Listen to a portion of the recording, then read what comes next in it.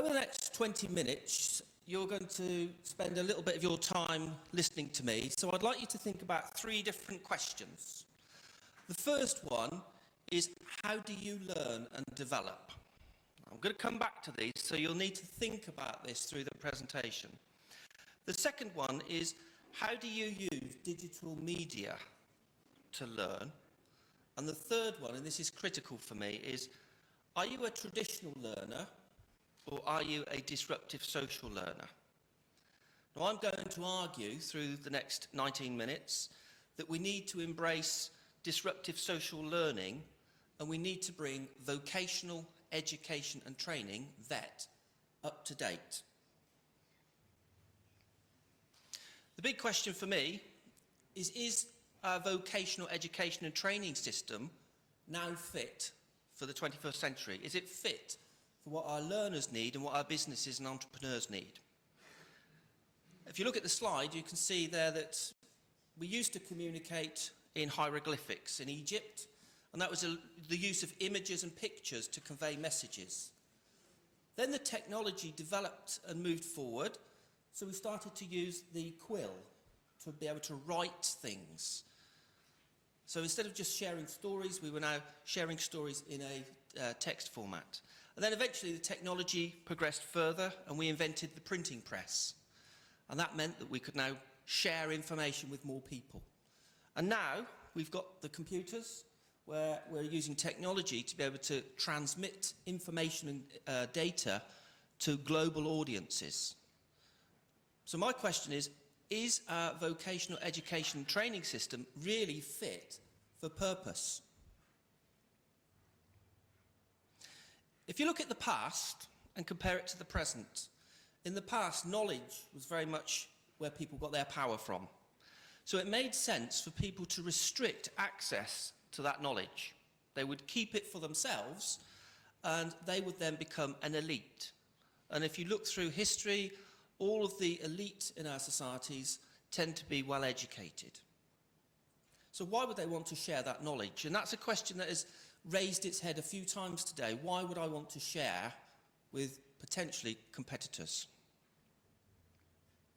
If we look at the situation today, we actually find that now knowledge isn't the power at all. It's the application and the use of that knowledge that is where the power is derived from. And that knowledge can now be accessed on a very open basis. I sometimes wonder what I did BG before Google. So that knowledge is now everywhere. And that means that the mass audience have got access to that knowledge. So we've actually lost that relationship between knowledge being power. Now knowledge is actually the power is now actually the application of that knowledge. But it's where we go in the future. That's the purpose of my question and this part of the conference proceedings.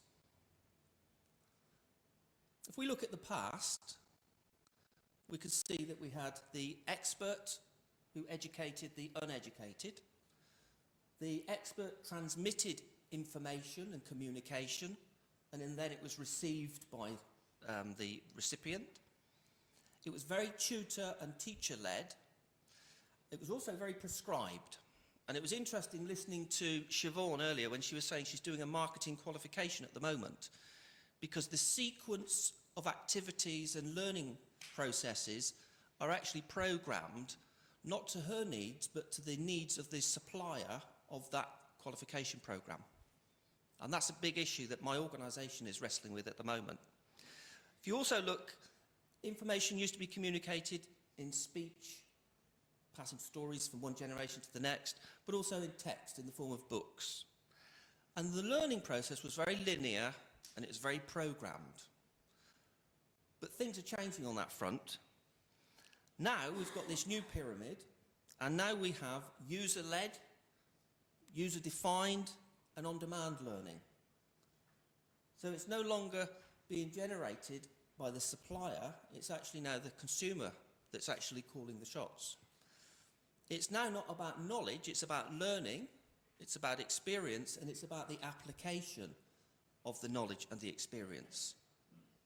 which is a very different learning process to the transmission of knowledge to educate somebody to be able to pass examinations and to accumulate knowledge for some form of assessment.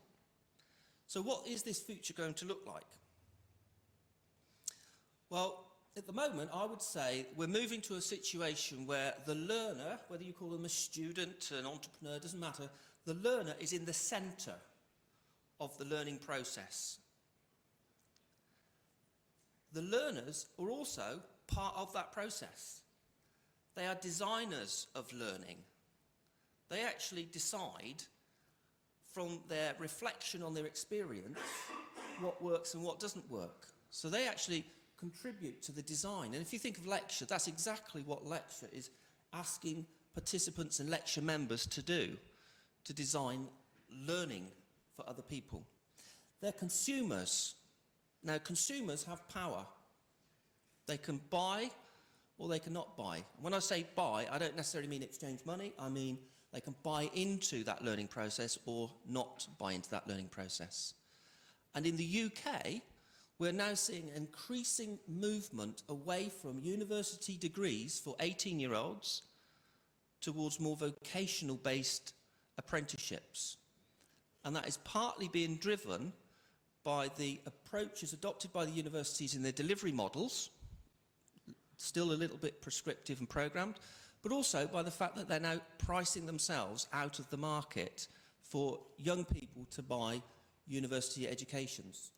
At the moment it's costing, on average, £9,000 just for the university fees per year for a degree. If you become a doctor, that's 6 years of university fees, so you're coming out with debts of £60,000 to £80,000 to become a qualified doctor. Now, unfortunately, you cannot go down a vocational route to become a doctor, but there are many, many tens and hundreds and thousands of jobs that you can go down a vocational route rather than an academic route. So we're also seeing learners are now generators of knowledge and experience and learning. We're seeing that they collaborate. They don't just learn in isolation, they collaborate with other people. They're joining forces and they're sharing.